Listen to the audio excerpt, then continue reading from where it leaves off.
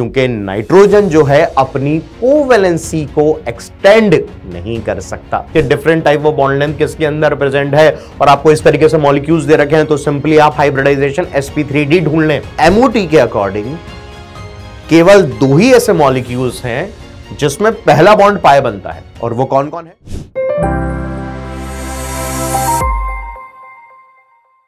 Hello dear students, hope you are doing very well and preparing for NEET exam with full force and enthusiasm. आज हम T20 series में chemical bonding chapter discuss करेंगे। T20 का मतलब है top 20 NCERT based questions जिनका NEET में आने का चांस सबसे ज्यादा है। चलिए स्टार्ट करते हैं। पहला क्वेश्चन है, in which of the following molecules octet rule is not followed. अब ऑक्टेट रूल का मतलब क्या है? ऑक्टेट रूल का मतलब है कि अगर सेंट्रल एटम के वैलेंस शेल में 8 इलेक्ट्रॉन्स हैं तो इसका मतलब ऑक्टेट रूल फॉलो हो रहा है। अगर 8 से कम इलेक्ट्रॉन है तो फॉलो नहीं होगा, 8 से ज्यादा इलेक्ट्रॉन है तो भी फॉलो नहीं होगा। 8 से जब कम इलेक्ट्रॉन्स होते हैं सेंट्रल एटम के वैलेंस शेल में तो उनको कहा जाता है हाइपोवैलेंट, और जब 8 से ज्यादा इलेक्ट्रॉन्स होते हैं तो उनको कहा जाता है हाइपरवैलेंट।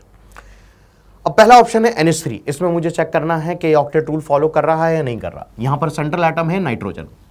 नाइट्रोजन ग्रुप 15 का एलिमेंट है तो इसके वैलेंस शेल में 5 इलेक्ट्रॉन्स होंगे। हाइड्रोजन मोनोवैलेंट है, 3 हाइड्रोजन है तो हमें टोटल तीनों के तीनों काउंट करने पड़ेंगे।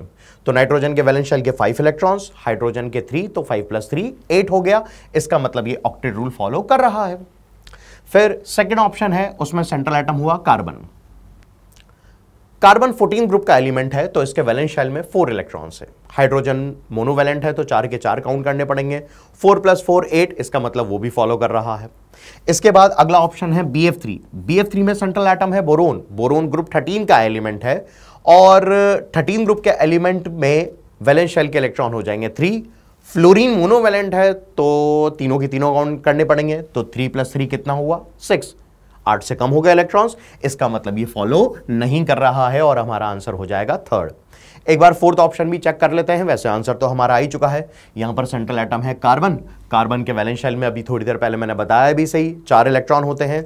अब साइड एटम जो है वो है बाइवैलेंट, तो इसका मतलब मुझे अब 2 हैं तो 2 × 2 4 ऐड करना पड़ेगा। तो कार्बन के 4 + 4 8, इसका मतलब फोर्थ ऑप्शन CO2 भी फॉलो कर रहा है, तो इसका मतलब आंसर है थर्ड। इसी तरीके से हमने सॉल्यूशन भी ले रखा है। NH3, CH4, BF3 और CO2 आपको नजर भी आ रहा होगा। 5 + 3 4 + 4 3 + 3 4 + 4, तो हमारा थर्ड ऑप्शन BF3 आंसर जा रहा है। Next question, which of the following configuration shows third excitation state of iodine. अब एक्साइटेशन स्टेट का मतलब है कि जो आपको इलेक्ट्रॉनिक कॉन्फ़िगरेशन याद है आयोडीन का, जो आप लिखना जानते हैं, बस उसमें आपको इलेक्ट्रॉन एक्साइट कर करके देखने हैं। बहुत सिंपल है, कुछ भी नहीं है।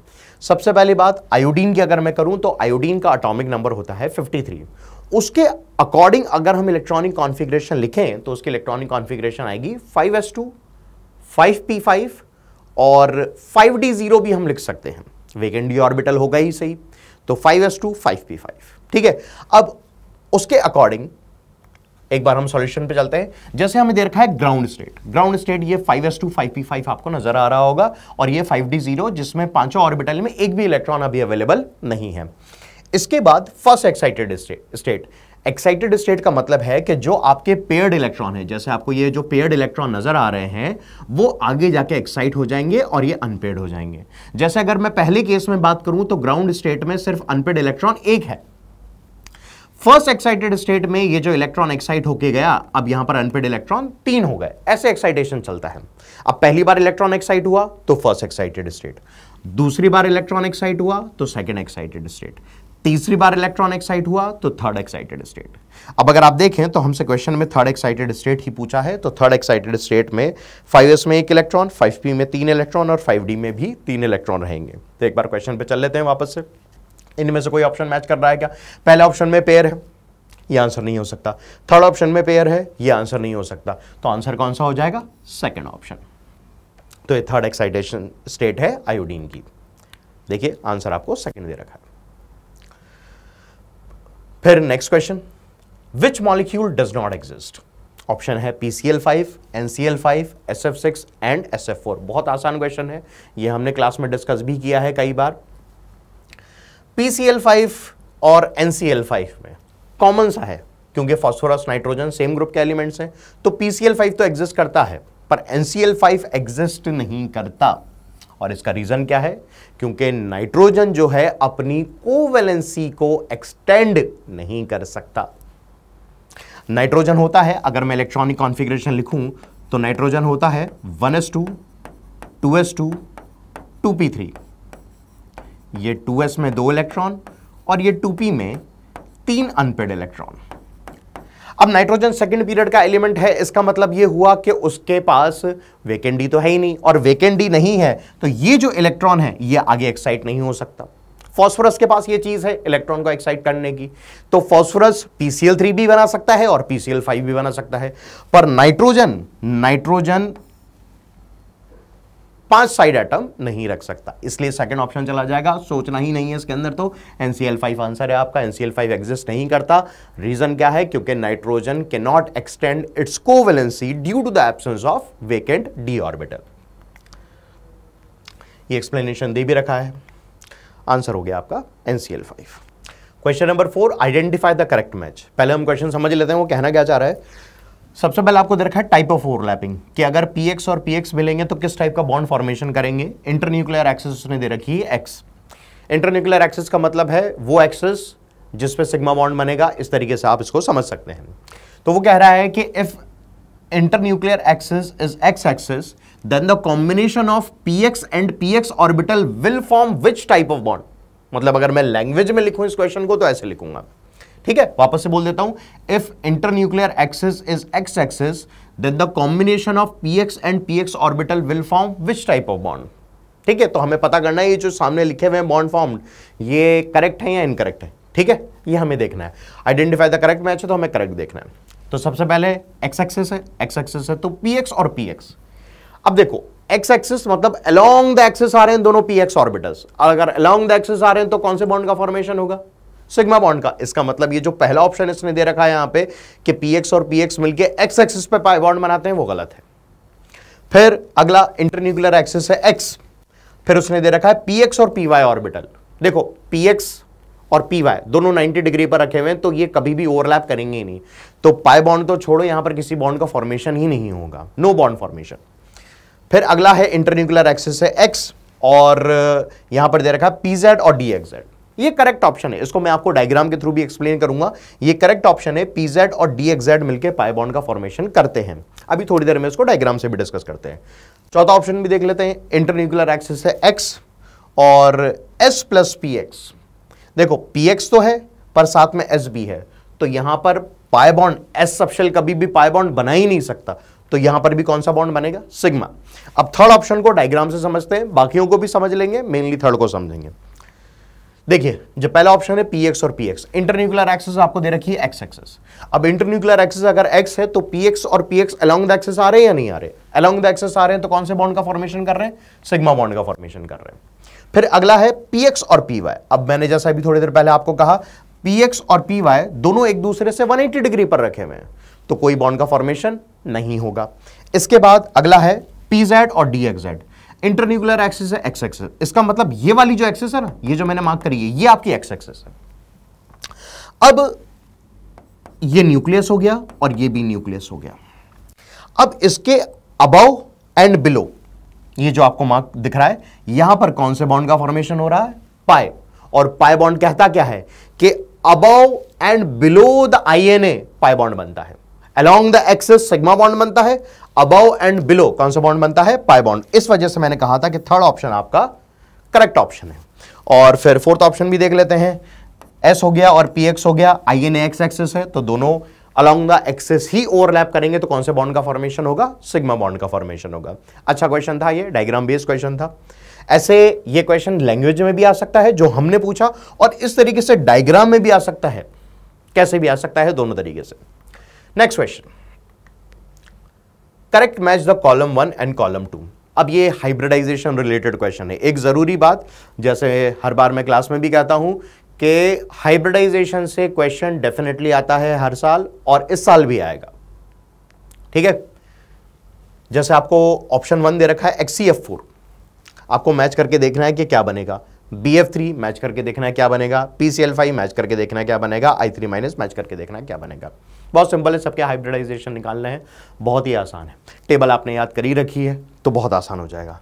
जैसे अगर मैं यहां पे देखूं, सबसे पहले HCF4, अगर HCF4 में मैं सेंट्रल एटम की बात करूं तो वो है जिनॉन।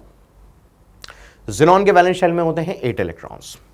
अब फ्लोरीन साइड एटम है, मोनोवैलेंट है, तो इसको ऐड करना पड़ेगा। 8 + 4 12, 12/2 6, 6 का मतलब sp3d2। ठीक बात है, sp3d2 दो लोन पेयर के साथ अगर आ जाए, ये टेबल मैंने आपको कोटा के क्लासरूम में याद कराया है, ठीक है, कि अगर sp3d2 में दो लोन पेयर में आ जाए तो क्या बनेगा, स्क्वायर प्लेनर, और स्क्वायर प्लेनर स्ट्रक्चर आपको ये नजर आ रहा है। फिर सेकंड ऑप्शन है BF3। BF3 में सेंट्रल एटम कौन है, बोरोन। तो बोरोन के वैलेंस शेल में 3 इलेक्ट्रॉन, और फ्लोरीन 3 + 3 कितना हुआ, 6, 6/2 3, 3 का मतलब होता है sp2, और sp2 है विद 0 लोन पेयर। इसका मतलब यह हुआ कि इसकी जो ज्योमेट्री होगी वो होगी ट्राइगोनल प्लेनर। BF3 आपको नजर आ रहा है। फिर अगला है PCl5। PCl5 में सेंट्रल एटम है फॉस्फोरस। फॉस्फोरस के वैलेंस शेल में 5 इलेक्ट्रॉन्स हैं। क्लोरीन मोनोवैलेंट है, 5 + 5 10, 10/2 5, 5 का मतलब क्या होता है, sp3d विद 0 लोन पेयर। तो कैसी हो जाएगी ज्योमेट्री, ट्राइगोनल बायपिरामिडल, और इस तरीके का PCl5 का स्ट्रक्चर बन जाएगा। I3-, ये तो मैंने बहुत इंपॉर्टेंट मार्क करके करवाया हमेशा क्वेश्चन। I3- का हाइब्रिडाइजेशन होता है sp3d विद 3 लोन पेयर, और यहां पर जो स्ट्रक्चर बनता है वो कैसा होता है, लीनियर। अब बस चारों के हाइब्रिडाइजेशन हम डिस्कस कर चुके हैं, और अब आपको करेक्टली मैच करना है।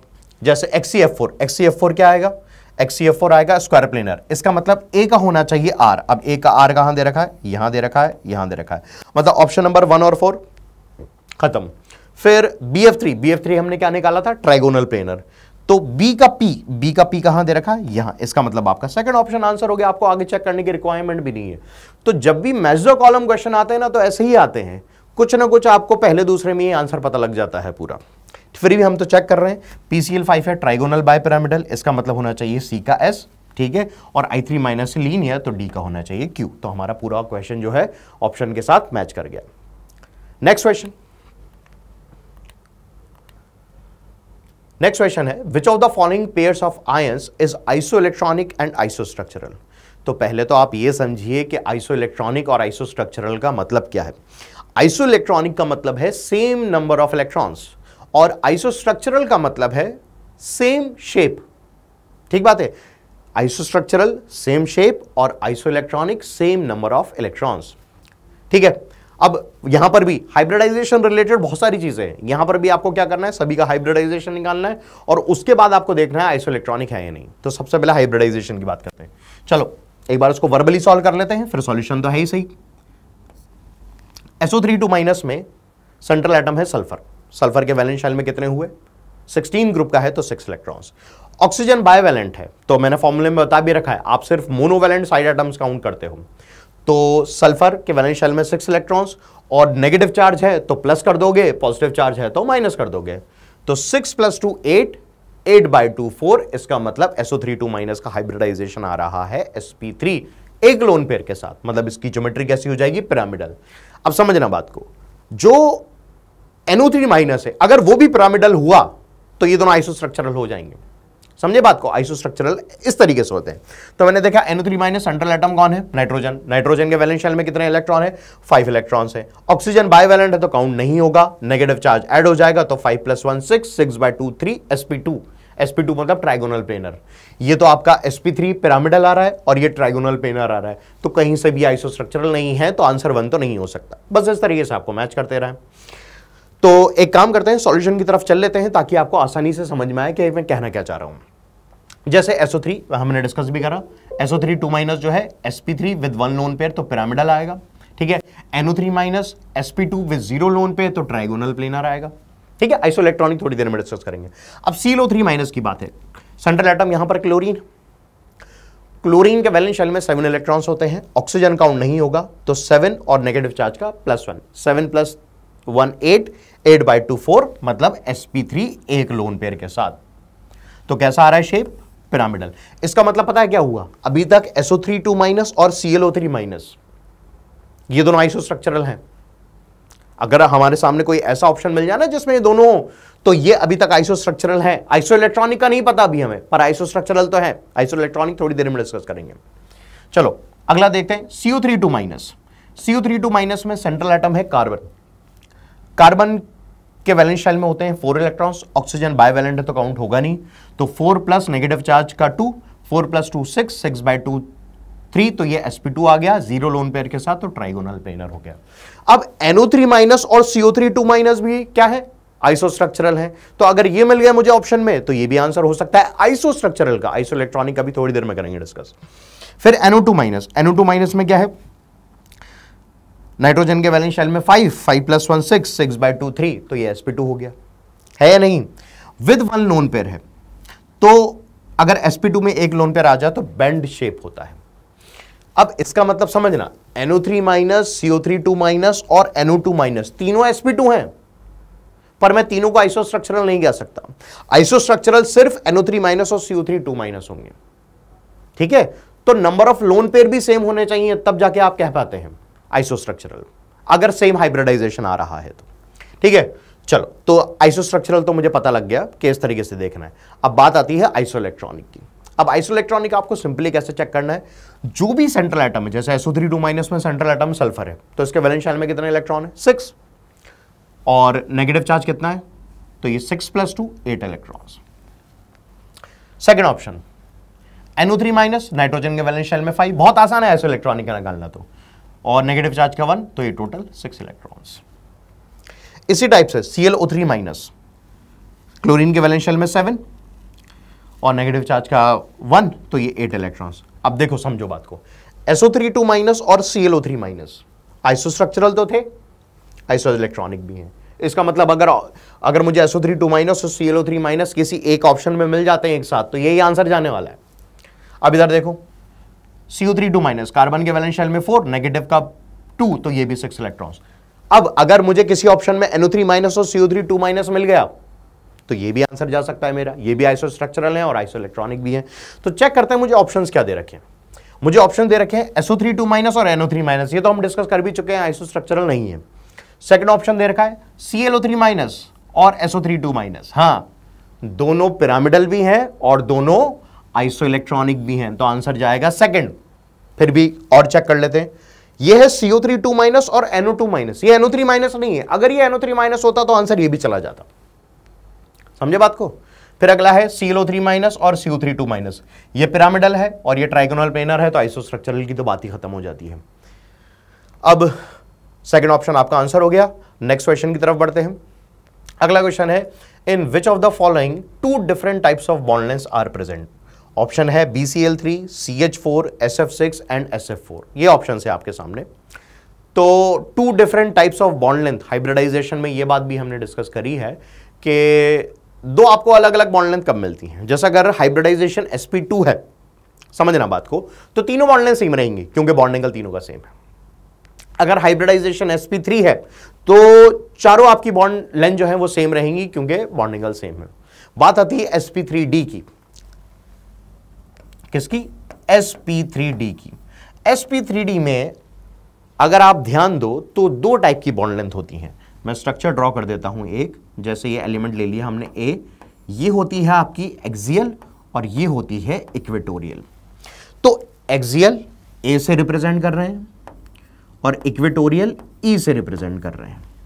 तो एक्सियल और इक्वेटोरियल बॉन्ड लेंथ जो हैं वो डिफरेंट होती हैं। तो सिंपली आपको पता करना है क्या है यहां पे, सिंपली आपको इतना सा करना है कि आपको यहां पर हाइब्रिडाइजेशन जो है sp3d ढूंढना है। जैसे अगर मैं पहले की बात करूं BCl3 का हाइब्रिडाइजेशन जल्दी जल्दी हम निकालेंगे क्योंकि ये हाइब्रिडाइजेशन रिलेटेड तीसरा या चौथा क्वेश्चन हमें देखने को मिल रहा है। तो BCl3 का हाइब्रिडाइजेशन जल्दी जल्दी निकाला तो बोरोन के वैलेंस शेल में 3 + 3 6, 6/2 3, मतलब ये sp2 आ रहा है। ठीक है, इसका मतलब ये आंसर तो नहीं होगा। अगला है CH4, कार्बन के वैलेंस शेल में 4 + 4 8, 8/2 4, sp3 आ रहा है, मतलब ये भी आंसर नहीं होगा। फिर SF6, सल्फर के वैलेंस शेल में 6 + 6 12, 12/2 6, sp3d2 आ रहा है, ये भी आंसर नहीं होगा। तो ऑब्वियसली आंसर तो 4 ही होने वाला है। SF4 सल्फर के वैलेंस शेल में कितने? 6 + 4 10, 10/2 5, तो ये sp3d आ रहा है। ठीक है, तो आंसर है आपका फोर्थ। तो सिंपली करना क्या है आपको जब भी बोला जाए कि different type of bond length किसके अंदर प्रेजेंट है और आपको इस तरीके से मॉलिक्यूल्स दे रखे हैं, तो सिंपली आप हाइब्रिडाइजेशन sp3d ढूंढ लें। ठीक, in sp3d axial and equatorial bond lengths are different. Next question, which molecule has folded square shape. अब ये अच्छा क्वेश्चन है, ये बहुत अच्छा क्वेश्चन है। फोल्डेड स्क्वायर, क्वेश्चन में कुछ नहीं है, क्वेश्चन अच्छा सिर्फ इसलिए कि उसने जो शेप दिया है यहां पर वो सबको पता नहीं होता। ठीक है, अगर आप एनसीईआरटी, मैंने जैसे स्टार्टिंग में कहा एनसीईआरटी बेस्ड क्वेश्चन है सारे के सारे, अगर आप एनसीईआरटी पढ़ेंगे तो आपको पता लगेगा कि फोल्डेड स्क्वायर शेप जो है वो सीसॉ शेप है आपका। जो सीसॉ शेप आप जानते हैं, बहुत कॉमनली यूज टर्म है सीसॉ। जब sp3d में एक लोन पेयर आ जाता है तो सीसॉ शेप कहते हैं, ये सभी को पता होता है, पर उसी को फोल्डेड स्क्वायर भी कहा जाता है, इसलिए क्वेश्चन इंटरेस्टिंग है। ठीक है, देख के आ गए कि फोल्डेड स्क्वायर का मतलब क्या है, तो फोल्डेड स्क्वायर का मतलब है सीसॉ, खत्म। तो सिंपली sp3d एक लोन पेयर के साथ निकालना है।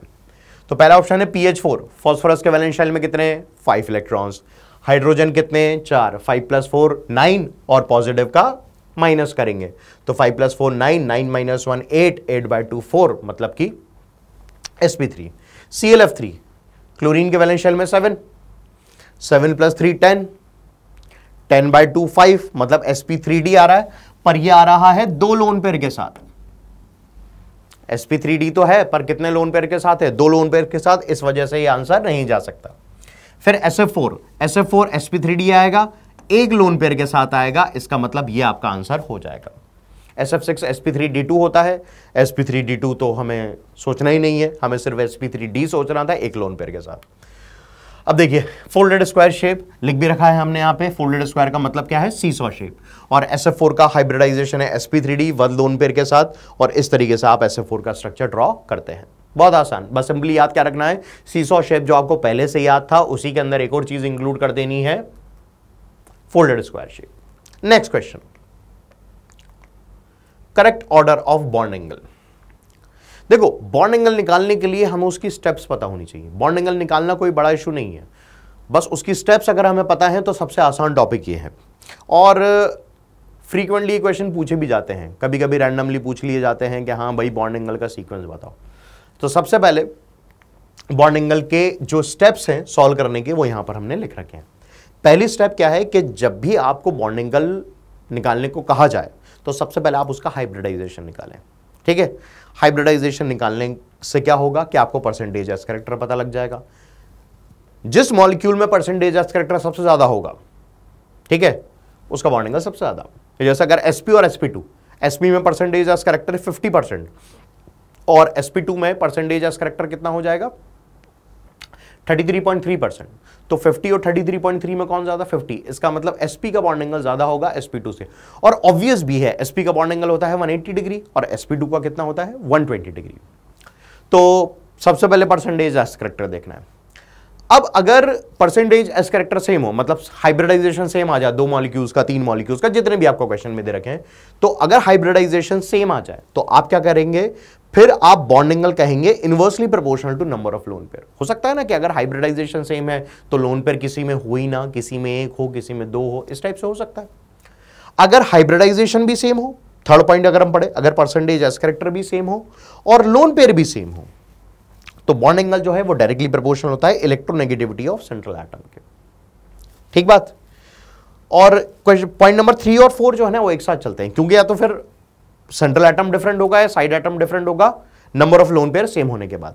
ठीक है, तो अगर सेंट्रल एटम से क्वेश्चन सॉल्व हो रहा है तो directly proportional to electronegativity of central atom, और अगर साइड एटम से सॉल्व हो रहा है तो यहां पर directly proportional to, bond angle is directly proportional to size of side atom. एक और मैंने यहां पर एक्स्ट्रा फॉर्मूला लिख रखा है, inversely proportional to electronegativity of side atom. ये आपको जो इलेक्ट्रोनेगेटिविटी ऑफ साइड एटम लिखवाया गया है, ये सिर्फ आपको तब यूज करना है जब साइड एटम फ्लोरीन हो। अगर साइड एटम फ्लोरीन के अलावा कुछ भी हो तो साइज ऑफ साइड एटम से सॉल्व होगा। ठीक है, अब चलते हैं क्वेश्चन की तरफ। अब क्वेश्चन हमें क्या रहा है, correct order of bond angle is. अब देखो पहला ऑप्शन दे रखा है OF2, OF2 में सेंट्रल एटम है कौन, ऑक्सीजन, और साइड एटम है फ्लोरीन। अब समझना, साइड एटम फ्लोरीन है, ठीक है, और यहां पर H2O में सेंट्रल एटम है ऑक्सीजन और साइड एटम है हाइड्रोजन। और अभी मैंने कहा कि अगर साइड एटम फ्लोरीन है तो इलेक्ट्रोनेगेटिविटी चेक करोगे। फ्लोरीन की इलेक्ट्रोनेगेटिविटी होती है 4, पूरी पीरियोडिक टेबल में सबसे ज्यादा। तो सबसे ज्यादा अगर फ्लोरीन की इलेक्ट्रोनेगेटिविटी है और इनवर्सली प्रोपोर्शनल है तो इसका बॉन्ड एंगल सबसे कम आना है, और बॉन्ड एंगल अगर सबसे कम आना है तो यहां पर ग्रेटर देन दे रखा है, तो ये तो यही खत्म हो गया क्वेश्चन कि OF2 जो है उसका बॉन्ड एंगल H2O से कम होगा। तो पहला ऑप्शन मुझे अब और चेक करने की रिक्वायरमेंट नहीं है, पूरा चेक करने की रिक्वायरमेंट नहीं है, यही खत्म हो गया। अगला है BBr3, BCl3 और BF3। देखो BBr3, BCl3 और BF3 में अगर आप हाइब्रिडाइजेशन निकालेंगे तो तीनों का हाइब्रिडाइजेशन आएगा sp2,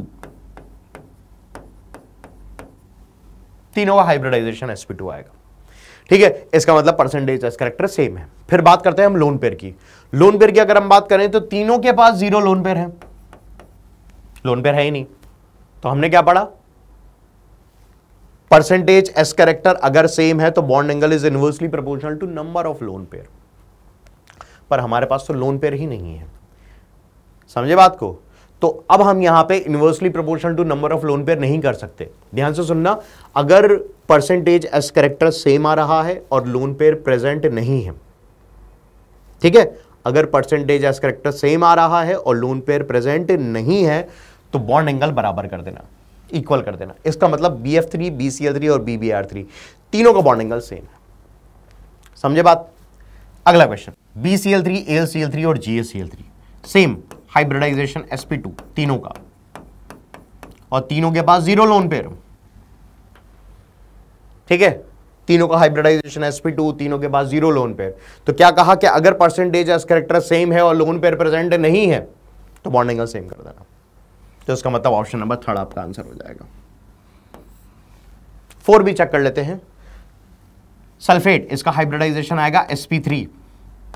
फॉस्फेट, इसका भी हाइब्रिडाइजेशन आएगा sp3, और परक्लोरेट, इसका भी हाइब्रिडाइजेशन आएगा sp3। तीनों का हाइब्रिडाइजेशन सेम है, लोन पेयर अगर निकालोगे तो सबके पास 0 आएंगे। तो ये भी क्या केस हो गया कि अगर परसेंटेज एस कैरेक्टर सेम है और लोन पेयर अवेलेबल नहीं है तो बॉन्ड एंगल सेम कर दो। तो आंसर क्या गया, 3rd ऑप्शन। तो ये आपकी स्टेप जो है ये सबसे ज्यादा जरूरी है बॉन्ड एंगल सॉल्व करने के लिए, फिर तो सब कुछ आसान है। नेक्स्ट क्वेश्चन, अब ये स्टेटमेंट बेस्ड क्वेश्चन लिया है एक हमने, डाइपोल मूवमेंट। ये एग्जाम में पूछा भी जाता है, डाइपोल मूवमेंट पूछ लिया जाता है ये, है ना। और स्टेटमेंट बेस्ड इसलिए लिया है क्योंकि आजकल नीट में स्टेटमेंट बेस्ड क्वेश्चंस भी आते हैं, मैच द कॉलम भी आते हैं, सब आते हैं, तो इस वजह से ये भी हमने लिया है। स्टेटमेंट 1 कह रहा है dipole movement of NF3 is less than that of NH3। अच्छा, जब भी स्टेटमेंट बेस्ड क्वेश्चन करें तो सबसे पहले 4 पॉइंट पढ़ लें ऑप्शन टिक करने से पहले।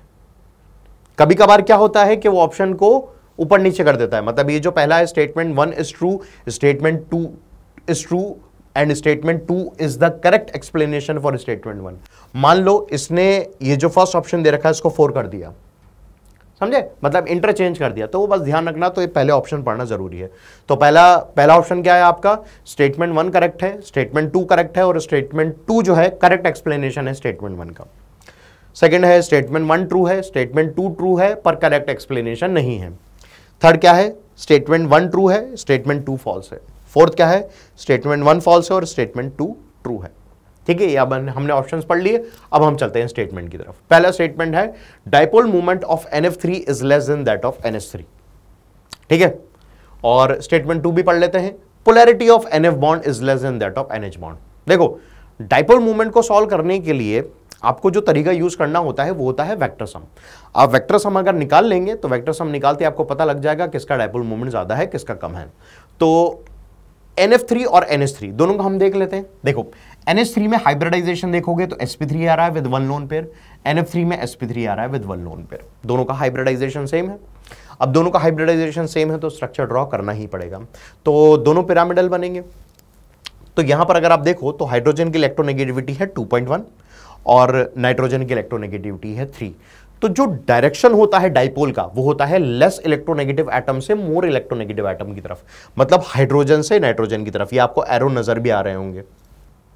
अब ये जो तीनों आपके ये हैं, ये तीनों रिजल्टेंट अपवर्ड डायरेक्शन में जाएंगे, लोन पेयर का डायरेक्शन भी अपवर्ड है, तो ये दोनों ऐड हो जाएंगे। इसका मतलब जो डाइपोल मूवमेंट आएगा वो लोन पेयर और बॉन्ड पेयर दोनों की वजह से आएगा, sum of lone pair and bond pair.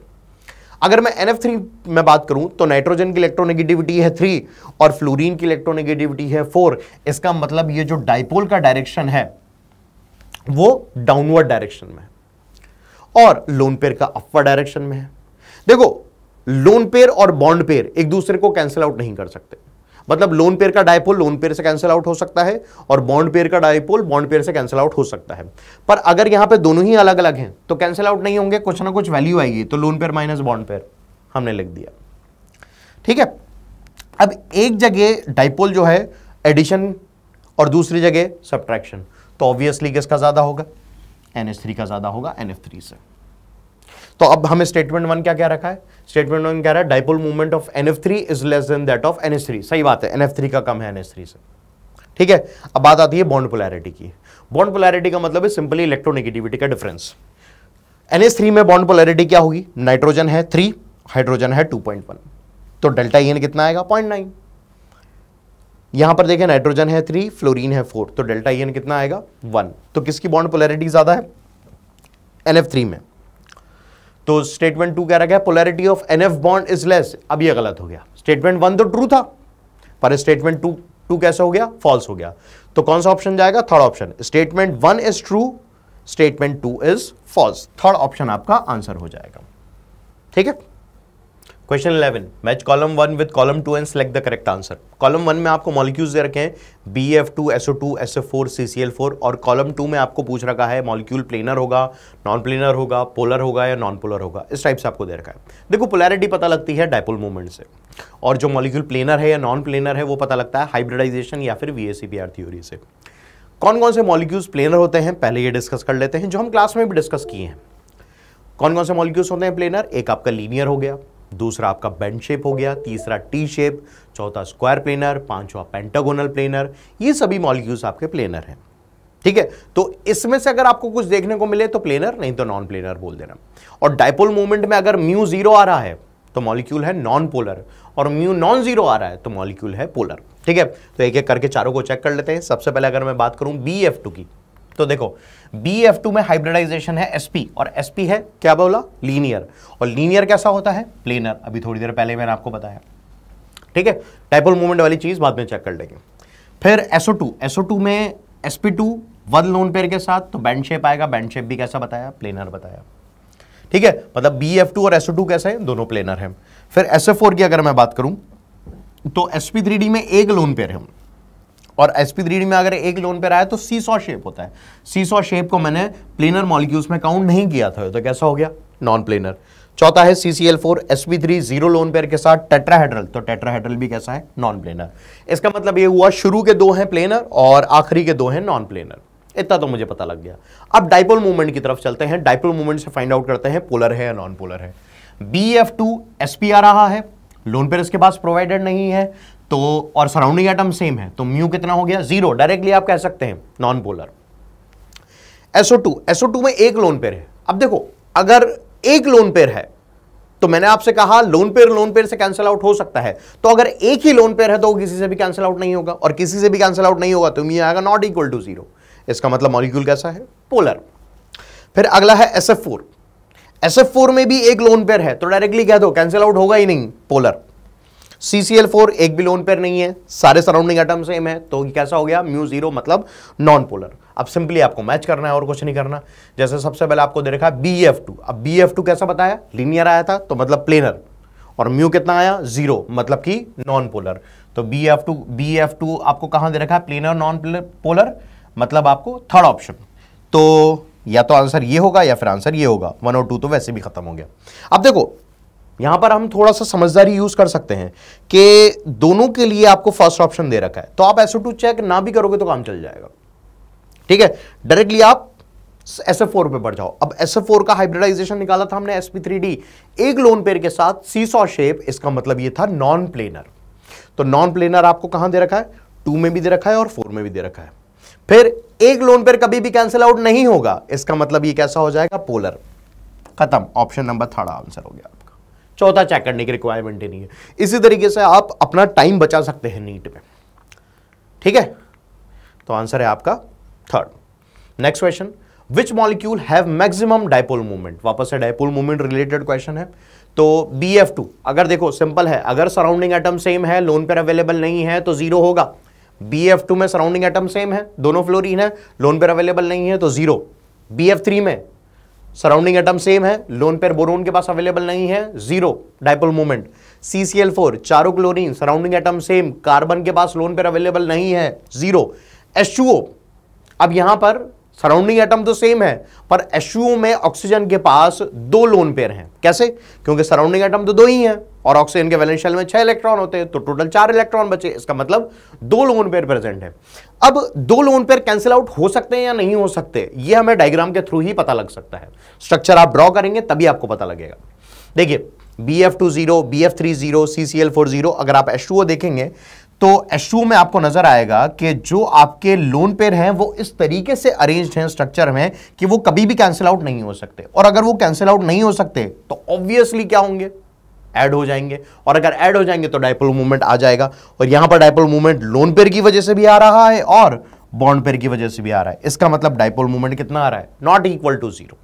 तो क्वेश्चन हम वापस से चलें कि विच मॉलिक्यूल है मैक्सिमम डायपोल मूवमेंट, 3 का तो जीरो है, एक चौथे का ही तो आ रहा है, नॉट इक्वल टू जीरो। तो आंसर हो जाएगा आपका 4th। Next question, during change of O2 to O2 minus electron add on which orbital. ये MO2 रिलेटेड क्वेश्चन है। अब आपसे पूछा क्या जा रहा है कि अगर मैं O2 से O2 माइनस की तरफ जाऊं, ठीक है, तो जो एक्स्ट्रा इलेक्ट्रॉन ऐड होगा वो कौन से ऑर्बिटल में ऐड होगा? क्योंकि O2 में होते हैं 16 इलेक्ट्रॉन्स, ऑक्सीजन का एटॉमिक नंबर है 8, तो O2 में हुए 16 इलेक्ट्रॉन्स और O2 माइनस, ठीक है, कितने हो गए, O2 के 16 और नेगेटिव का +1, तो 17 इलेक्ट्रॉन। सो पूछ रहा है कि जो 17th इलेक्ट्रॉन एक्स्ट्रा आया है O2 माइनस में वो कौन सा ऑर्बिटल में आया? तो सिंपली आपको करना क्या है कि आपको जो इलेक्ट्रॉनिक कॉन्फ़िगरेशन है मॉलिक्यूलर ऑर्बिटल्स का वो लिखना है। अब उसमें भी दो केसेस होते हैं, एक होता है Z मोर देन 7 और एक होता है Z लेस देन या फिर इक्वल टू 7, ठीक है। तो अब O2 का ऑक्सीजन का एटॉमिक नंबर है 8, तो वो तो ग्रेटर देन 7 आ रहा है। इसका मतलब ये हुआ कि सिग्मा 1 है, सिग्मा स्टार 1 है, सिग्मा 2 है, सिग्मा स्टार 2 है, इसके बाद सिग्मा 2 भी Z आएगा।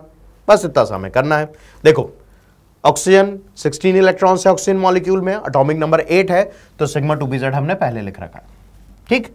तो sigma 1s, sigma star 1s, sigma 2s, sigma star 2s, sigma 2pz, पाई 2px, पाई 2py, ये आपके डीजनरेट ऑर्बिटल्स हैं इसलिए इक्वल टू आ रहा है, एनर्जी सेम है। पाई star 2px, pi star 2py यहां पर भी इक्वल टू आ रहा है और सिग्मा स्टार 2pz। तो हम जैसे एटॉमिक ऑर्बिटल्स में इलेक्ट्रॉन्स फिल करते हैं उसी तरीके से मॉलिक्यूलर ऑर्बिटल्स में भी इलेक्ट्रॉन फिल करेंगे। एक एटॉमिक ऑर्बिटल में मैक्सिमम 2 इलेक्ट्रॉन भर सकते हो, तो एक मॉलिक्यूलर ऑर्बिटल में मैक्सिमम 2 इलेक्ट्रॉन ही भरोगे। तो सिग्मा 1s में 2, सिग्मा स्टार 1s में 2, इस तरीके से चलता जा रहा है। 2, 4, 6, 8, 10, 16 भरने टोटल, 11, 12। देखो जब डीजनरेट ऑर्बिटल आ जाए तो एक एक करके भरना होता है, ठीक है। फिर भी अगर इलेक्ट्रॉन बच जाए तब जाके आप पेयरिंग करते हो। तो गिनो वापस से, 2, 4, 6, 8, 10, 11, 12, 13, 14, 15, 16। समझ गए? इस तरीके से हमें इलेक्ट्रॉन फिल करना है। अब O2 माइनस में 17 इलेक्ट्रॉन्स, कॉन्फ़िगरेशन तो यही रहने वाला है। भरे हमने इलेक्ट्रॉन्स 2, 4, 6, 8, 10, 11, 12, 13, 14, 15, 16, यहां तक सेम था। अब 17th इलेक्ट्रॉन कहां आएगा? पाई स्टार ऑर्बिटल में, क्योंकि मैंने कहा ना आपसे कि पहले तो आप एक एक इलेक्ट्रॉन भरो, मतलब ये इस तरीके से, ये दो ऑर्बिटल जो हैं वो इस तरीके से, आप इसको ऐसे समझिए, ये दो ऑर्बिटल्स हैं, इसमें एक एक इलेक्ट्रॉन है, पाई star 2px, pi star 2py। इसी टाइप से यहां पर भी ये दो ऑर्बिटल्स हैं, ठीक है। अब O2 का और इसका कॉन्फ़िगरेशन सेम है अभी तक। अब जो 17th इलेक्ट्रॉन आएगा वो इस तरीके से पेयरिंग करेगा, तो इस वजह से आपको पाई स्टार 2px में 2 इलेक्ट्रॉन नजर आ रहे हैं, ठीक है। तो क्वेश्चन हमारा क्या था? During change of O2 to O2 minus electron add on which orbital? तो pi star orbital, option number 4 तो आंसर आपका हो जाएगा। फिर which is not the correct order of boiling point. ये काफी बार पूछा हुआ क्वेश्चन है, काफी बार, मतलब ये चारों जो ऑप्शंस आपको दे रखे हैं यहाँ पे सारे के सारे पूछे हुए हैं। तो आपसे पूछा है नॉट करेक्ट ऑर्डर, ठीक है। अब बॉइलिंग पॉइंट कैसे चेक किया जाता है कोवलेंट मॉलिक्यूल्स में? आप पहले देखते हैं हाइड्रोजन बॉन्डिंग। अगर हाइड्रोजन बॉन्डिंग है तो हाइड्रोजन बॉन्डिंग वाले का बॉइलिंग पॉइंट ज्यादा, और जिनके अंदर हाइड्रोजन बॉन्डिंग प्रेजेंट नहीं है वहां पर आप वंडर वॉल फोर्सेस या फिर मॉलिक्यूलर वेट से आप चेक कर लेते हैं। जैसे अगर पहला ऑप्शन आप देखेंगे HCl, HBr, HI और HF, HF के अंदर H बॉन्डिंग होती है तो इसका मतलब उसका बॉइलिंग पॉइंट इन तीनों के कंपैरिजन में तो ज्यादा है। फिर क्लोरीन, ब्रोमीन, आयोडीन में सबसे ज्यादा मॉलिक्यूलर वेट किसका है? आयोडीन का। तो आयोडीन, ब्रोमीन और क्लोरीन मॉलिक्यूलर वेट के ऑर्डर में ये अरेंज है, तो पहला ऑप्शन आपका करेक्ट है। इसी टाइप से H2O में एज बॉन्डिंग होती है, तो H2O का हमने सबसे ज्यादा लिखा हुआ है। H2S, H2SE, H2T, sulphur, selenium, tellurium, molecular weight के अकॉर्डिंग अरेंज करना है फिर, तो मॉलिक्यूलर वेट के अकॉर्डिंग अरेंज है और एंड में एज बॉन्डिंग वाला है, तो ये भी करेक्ट है। फिर है PH3, ASH3, SbH3 और NH3। NH3 में एज बॉन्डिंग होती है नहीं होती? फिर PH3, ASH3, SbH3, ये मॉलिक्यूलर वेट के अकॉर्डिंग अरेंज है कि नहीं?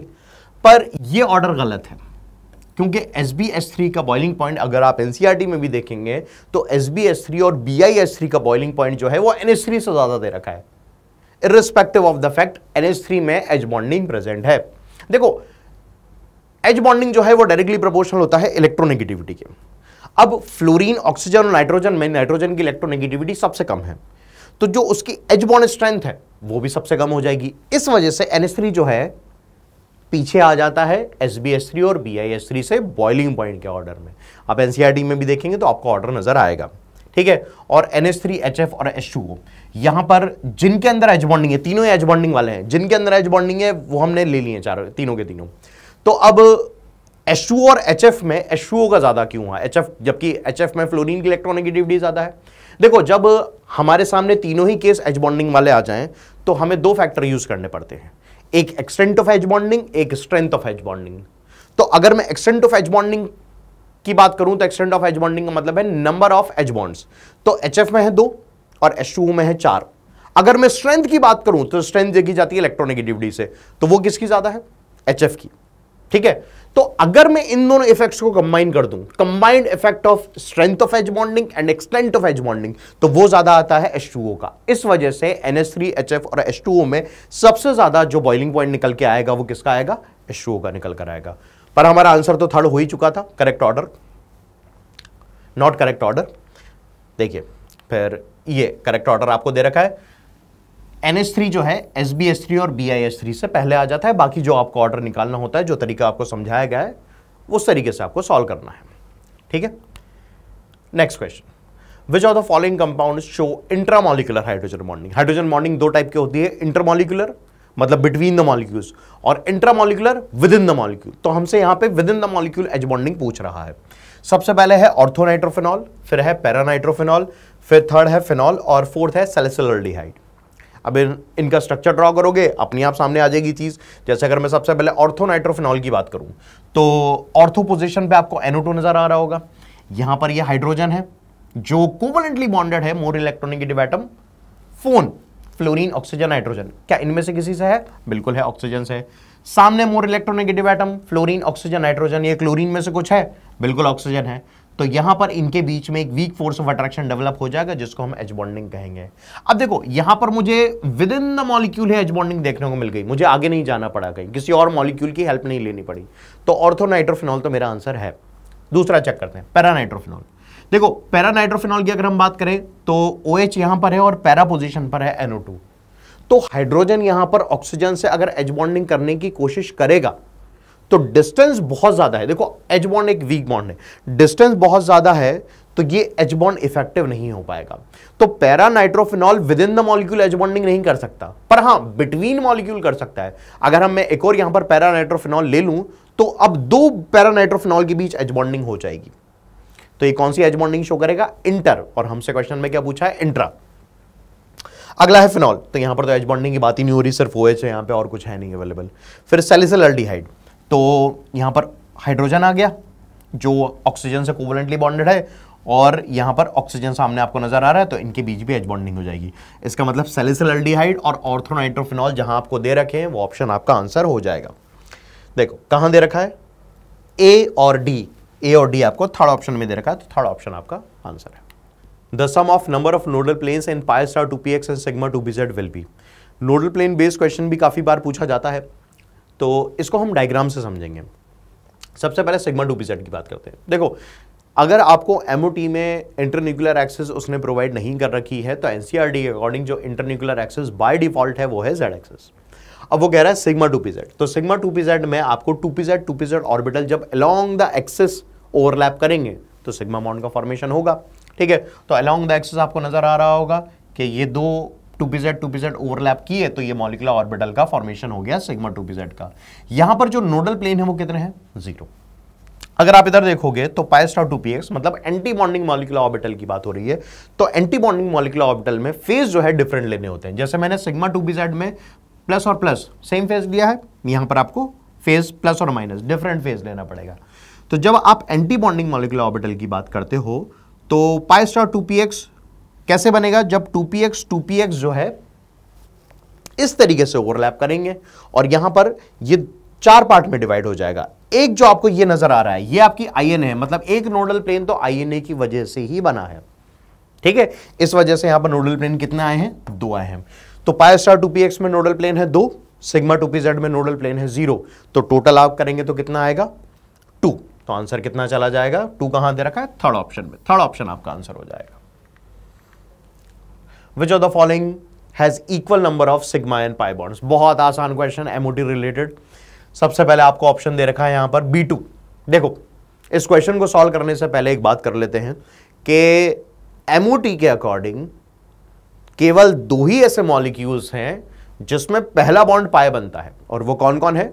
बोरोन मॉलिक्यूल और कार्बन मॉलिक्यूल।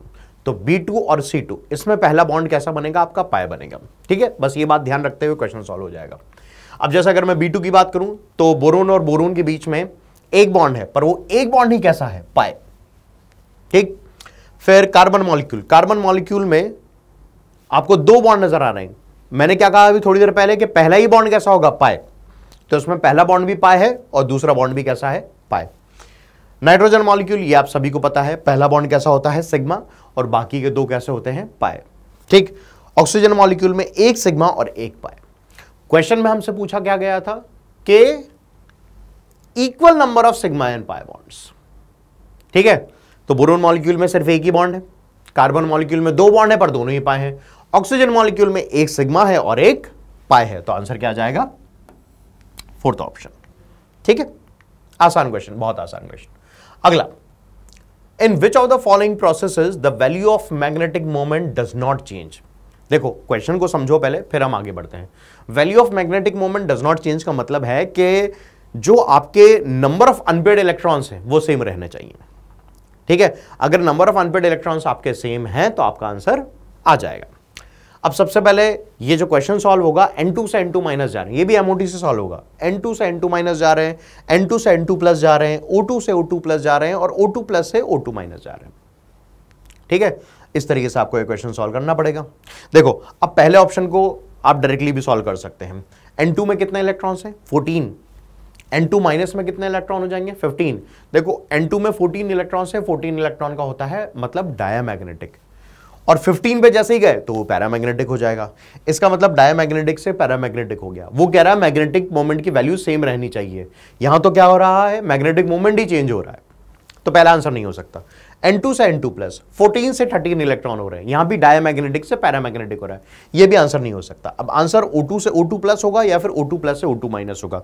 अब इसको चेक करने के लिए मुझे इलेक्ट्रॉनिक कॉन्फ़िगरेशन लिखना पड़ेगा मॉलिक्यूलर ऑर्बिटल्स का। देखो, अब जैसे ऑप्शन नंबर 1 और 2 यहां पर भी एक्सप्लेन कर दिया गया है। जैसे ऑप्शन नंबर थर्ड है O2 से O2 प्लस, O2 में 16 इलेक्ट्रॉन्स होते हैं, एटॉमिक नंबर 8 है, 7 से ज्यादा है तो सिग्मा 2pz पहले आएगा, पाई 2px और पाई 2py से। तो देखो, sigma 1s, sigma star 1s, sigma 2s, sigma star 2s, sigma 2pz, पाई 2px, पाई 2py, पाई star 2px, pi star 2py, sigma star 2pz। Molecular orbital में इलेक्ट्रॉन भरने हैं तो 2-2 करके भरेंगे। 2, 4, 6, 8, 10, 11, 12, 13, 14, 15, 16। अगर आप यहां पर देखो तो ये एक इलेक्ट्रॉन आपको नजर आ रहा है, इसका मतलब अनपेड इलेक्ट्रॉन कितने हैं? 2। तो अगर दूसरे के पास भी अनपेड इलेक्ट्रॉन 2 मिले तो मैग्नेटिक मोमेंट सेम हो जाएगा, और अगर नहीं मिले तो चेंज हो जाएगा। अब देखो, O2 प्लस के पास 15 इलेक्ट्रॉन्स है, 15 इलेक्ट्रॉन्स है तो हमें कैसे भरने? 2, 4, 6, 8, 10, 11, 12, 13, 14, 15। अब आपको नजर आ रहा होगा अनपेड इलेक्ट्रॉन कितने हैं? 1। तो इसका मतलब मैग्नेटिक मोमेंट चेंज हो गया। मैग्नेटिक मोमेंट क्या होता है? Mu equal to √n+2। तो n का मतलब है नंबर ऑफ अनपेड इलेक्ट्रॉन्स। अगर number of unpaired electrons change हो गए तो मतलब मैग्नेटिक मोमेंट भी आपका चेंज हो जाएगा। फिर O2 माइनस का भी चेक कर लेते हैं, जिसमें 17 इलेक्ट्रॉन्स हैं। 2 4 6 8 10 11 12 13 14 15 16 17। तो यहां पर भी आपको अनपेड इलेक्ट्रॉन कितने नजर आ रहे हैं? 1।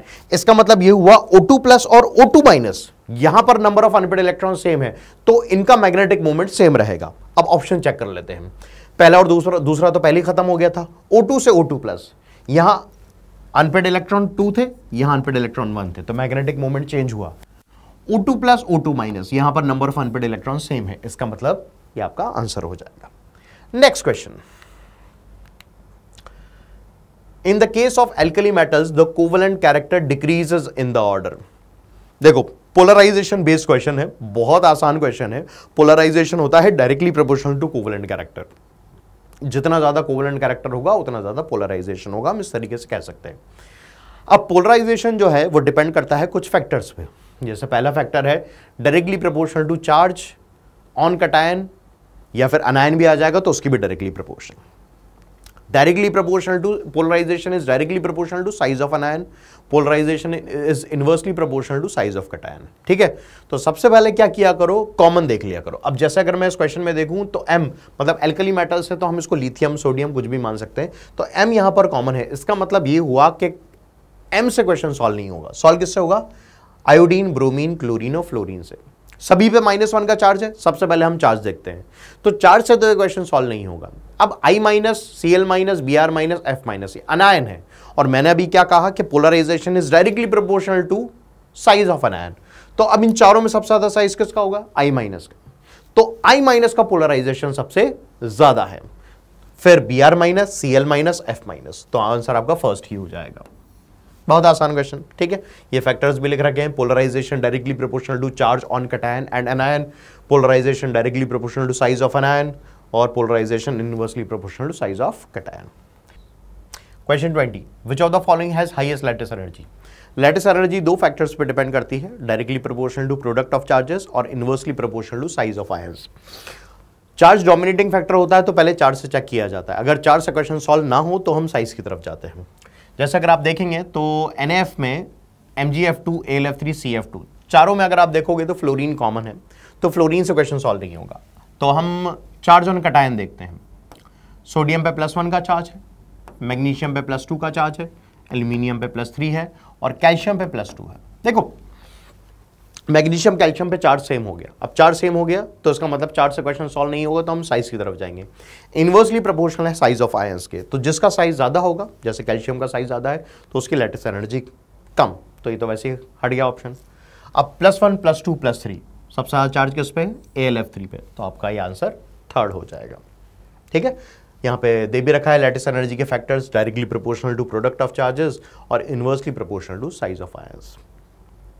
तो बच्चों ये थे टॉप 20 क्वेश्चंस जिनके नीट में आने के चांसेस सबसे ज़्यादा हैं। उम्मीद करता हूं कि आपको सारे कॉन्सेप्ट्स बहुत अच्छे से समझ में आए होंगे। इन्हीं कॉन्सेप्ट्स को यूज़ करते हुए अगर आप अपने केमिकल बॉन्डिंग की तैयारी करेंगे तो आप नीट में अच्छे से अच्छा स्कोर कर पाएंगे। All the best NEET 25 exam के लिए। Thank you.